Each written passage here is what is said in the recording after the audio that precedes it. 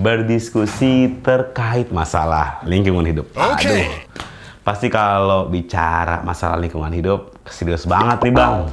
Itu kan ngangkutin sampah, baik itu sampah-sampah yang organik gitu ya, dari pasar, sampah-sampah plastik paling banyak gitu ya. Tapi ada jackpotnya juga tuh.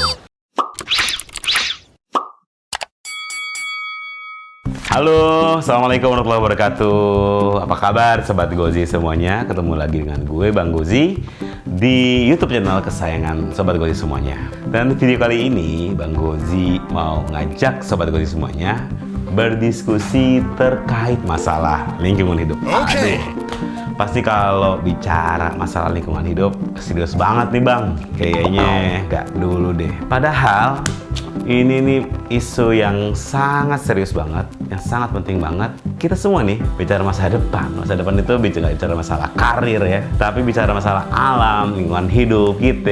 Ini masalah yang serius buat masa depan kita, bro. Nah, gini, kalau sobat Gozi semua gitu ya, lu semua coba deh cek video-video gue sebelumnya. Ada video kerja bakti Bang Gozi sama Pak Wali, sama warga gitu ya, sama SKPD, SDA lagi bersihin got ya, bersihin kali di wilayah Dapil gitu ya. Itu kan ngangkutin sampah, baik itu sampah-sampah yang organik gitu ya, dari pasar, sampah-sampah plastik paling banyak gitu ya. Tapi ada jackpotnya juga tuh. Faktanya memang ternyata sungai-sungai yang ada di Jakarta tercinta kita ini masih ya ada masyarakat yang membuang hajatnya di kali-kali. Aduh, sangat disayangkan sekali.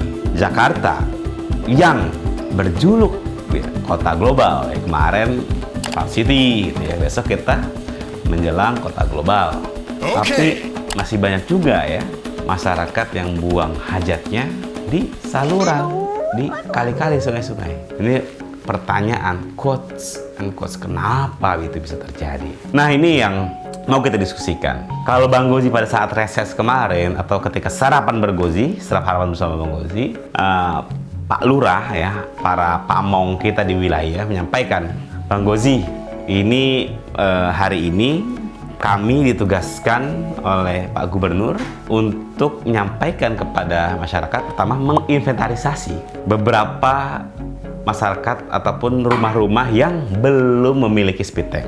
Lalu kami juga melakukan sosialisasi PHBS, nah, pola hidup bersih dan sehat. Lalu kita menggalakkan STBM, sanitasi total berbasis masyarakat. Tapi mindsetnya adalah, jadi kita ingin memasang speed tank di rumah-rumah warga. Kita ingin mengusulkan pembangunan speed tank dan WC-WC bagi masyarakat yang belum punya WC.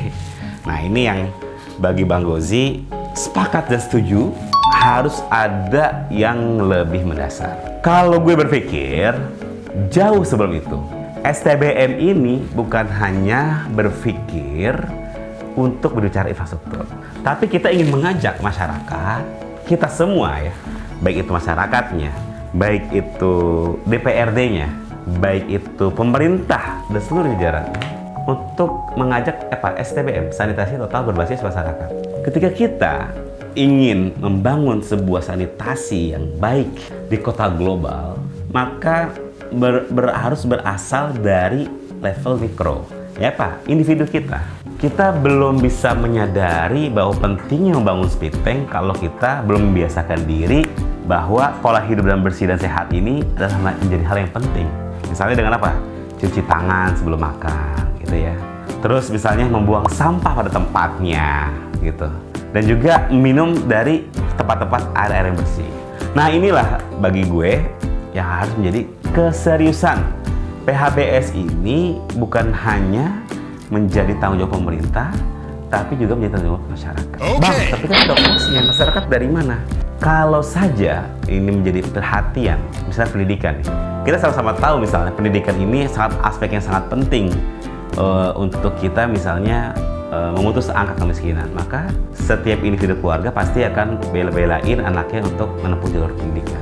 Pun sama, kalau misalnya kita berpikir dengan pola hidup sehat, akan membawa berdampak yang positif dan baik bagi diri kita dan bagi lingkungan dan masa depan kita, maka bagaimanapun caranya kita akan membiasakan dan membangun sebuah iklim sanitasi yang baik, lingkungan yang baik.